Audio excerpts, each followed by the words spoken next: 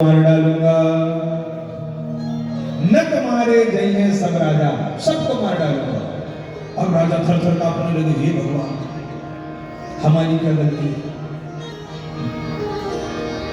अब इतने में लक्ष्मण जी आए। लक्ष्मण जी और परशुराम जी का बड़ा बृहद संवाद हुआ, पर लक्ष्मण जी का उद्देश्य यही था।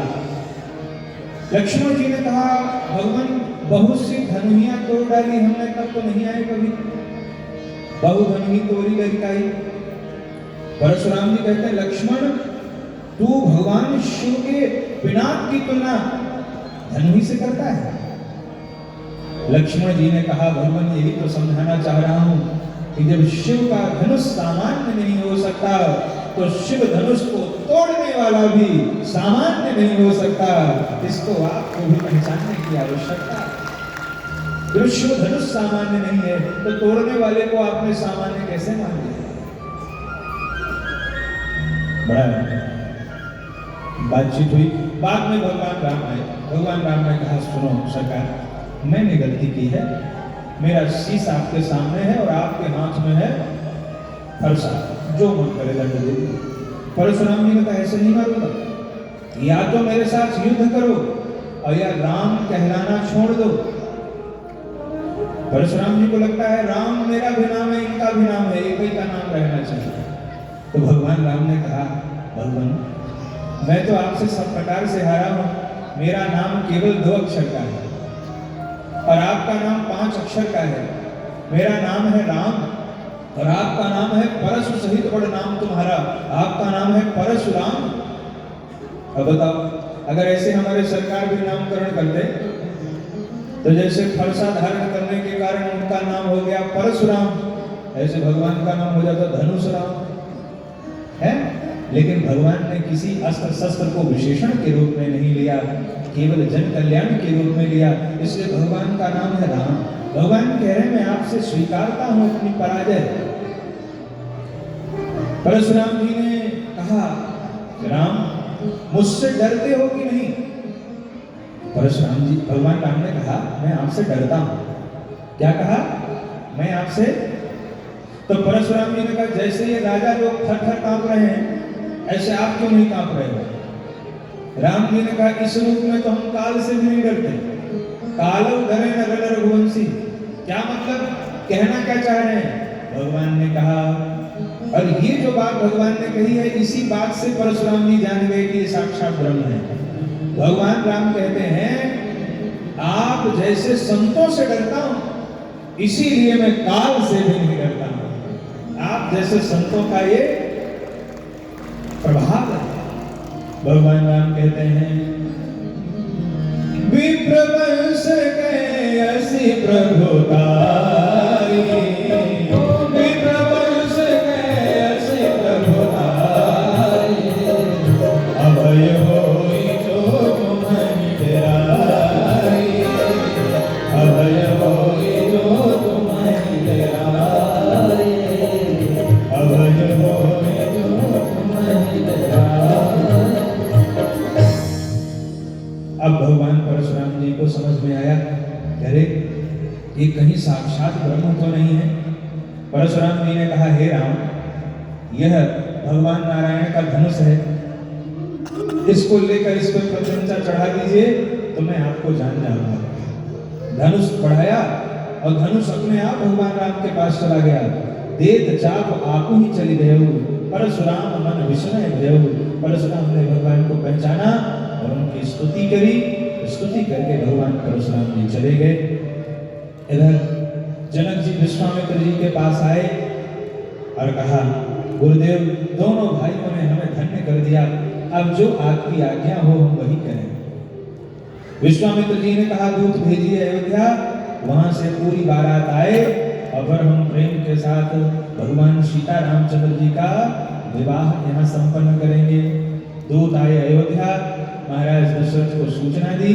दशरथ जी परम प्रसन्न हो गए और गुरुदेव को जाकर के बताया। पूरी अयोध्या आनंदित हो गई और सुंदर बारात सजा करके श्री दशरथ जी महाराज अयोध्या से जनकपुर की ओर प्रस्थान कर रहे हैं। बोले सीतारामचंद्र भगवान की। आइए भगवान की दिव्य बारात आ रही है, तो हम लोग भी ठाकुर जी की कौन कौन बाराती बन के चलेगा, जरा हाथ उठाओ भाई। सब पूर्वांचल वाले भी हाथ उठा दिए। अरे अयोध्या वालों को पूर्वांचल वाले हाथ उठा दिए। फिर से बताइए कौन कौन चलेगा बारात में। अब पूर्वांचल समाज वाले स्वागत करेंगे बारातियों का, क्योंकि मिथिला वाले हैं, ये किशोरी जी के पक्ष में रहने वाले हैं, ये लोग स्वागत करेंगे। तो आइए बड़े भाव से भगवान की दिव्य बारात लेकर के हम लोग चले। बोलो भक्तवत्सल भगवान की। राम जी की अजब बारात अवध से मिथिला चली। राम जी की अजब बारात अवध से मिथिला चली। श्री राम जी की अजब बारात अवध से मिथिला चली। श्री राम जी की अजब बारात अवध से मिथिला चली। मिथिला चली हरे को मिथिला चली। मिथिला चली देखो मिथिला चली। मिथिला चली देखो मिथिला चली। मिथिला चली देखो मिथिला चली। श्री राम जी की अजब बारात अवध से मिथिला चली।